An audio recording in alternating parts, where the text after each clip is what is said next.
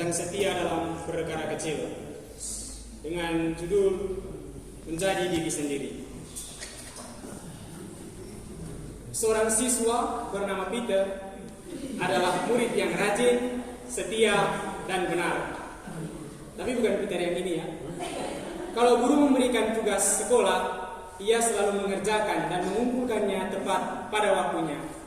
Ia juga menghidupkan budaya sapa. Ia selalu menyapa siapa saja yang ia jumpai dimanapun ia berada, baik itu orang yang lebih tua daripadanya, guru, bahkan teman-temannya. Perilakunya yang sopan dan rajin ini seringkali dihina, diejek, dan ditertawakan oleh teman-temannya. Bahkan ia dikatakan sebagai anak yang culun.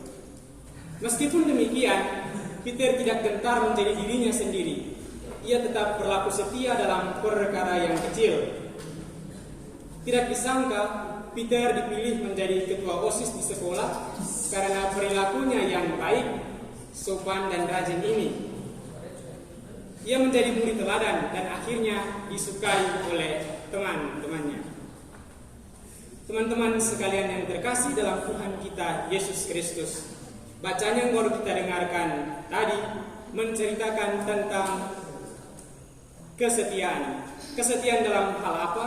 Setia dalam perkara-perkara yang kecil. Yang mana itu perkara-perkara kecil? Perkara kecil itu misalnya dalam lingkungan sekolah, mengangkat sampah di lingkungan sekolah, menyapa siapa saja, teman, guru, kemudian mengerjakan tugas rumah, kalau di rumah menghormati orang tua, mendengarkan perintah orang tua, dan lain-lain. Setia dalam perkara yang kecil mungkin terlihat sepele, tetapi itu sesungguhnya sangat berarti. Yesus mengatakan, barang siapa setia dalam perkara yang kecil, ia setia juga dalam perkara yang besar. Dan barang siapa tidak setia dalam perkara yang kecil, ia tidak setia juga dalam perkara yang besar.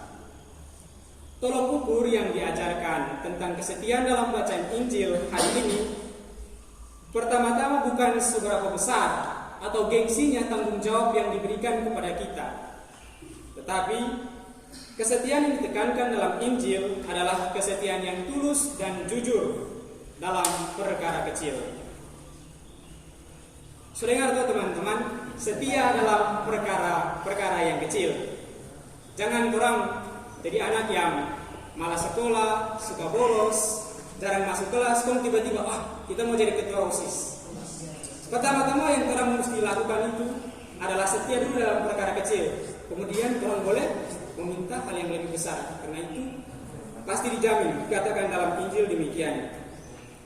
Selain soal kesetiaan yang jujur dan tulus, dalam Injil juga diajarkan tentang kesetiaan yang benar. Nanti jangan tanya, Ifrata, so setia yang baik bagi apa yang benar ya? Karena yang baik belum tentu benar, tetapi yang benar sudah tentu baik. Yesus berkata, jikalau kamu tidak setia dalam hal mamon yang tidak jujur, siapakah yang akan mempercayakan kepadamu harta yang sesungguhnya? Ada yang tahu apa itu mamon? Apa itu mamon? Mamon itu adalah uang yang dihasilkan dengan cara yang tidak benar. Misalnya korupsi atau menipu orang lain untuk menghasilkan uang. Berkaitan dengan hal ini, Yesus mengatakan, dan jikalau kamu tidak setia dalam harta orang lain, siapakah yang akan menyerahkan hartamu sendiri kepadamu? Jadi, kalau orang tidak setia akan harta orang lain, pasti orang juga akan berlaku hal yang sama.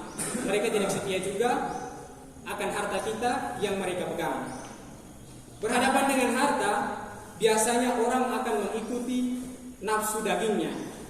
Seakan-akan harta itu adalah segala-galanya. Sehingga cara apapun akan ia lakukan untuk memperoleh uang yang banyak. Injil mengajarkan kita untuk setia dan benar dalam mengurus perkara harta. Sebab kalau kita tidak setia dalam perkara harta, kita tidak akan dipercayakan juga dalam hal-hal yang lain. Jangankan dipercayakan dalam hal harta atau uang, dalam hal-hal yang lain pun kita tidak akan dipercaya. Jadi resikonya itu lebih besar. Dari bacaan ini kita diajar untuk tidak takut dan ragu untuk melakukan perkara-perkara yang kecil, tetap jadi diri sendiri.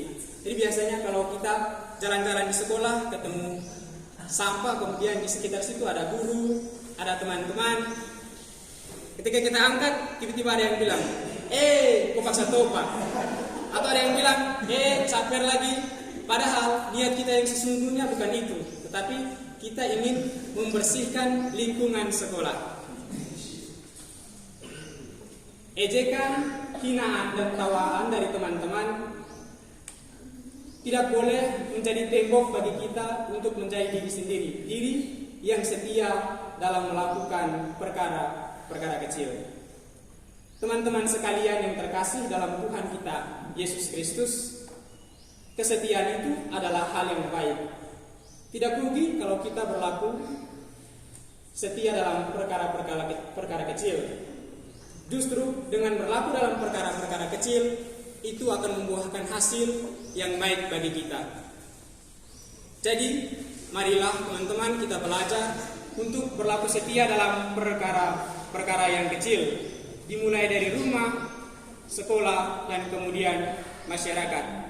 Kita akan dipercaya dalam hal-hal yang lebih besar kalau kita setia dalam perkara-perkara yang kecil, sebagaimana cerita Peter tadi yang setia dalam perkara kecil. Semoga demikian. Amin.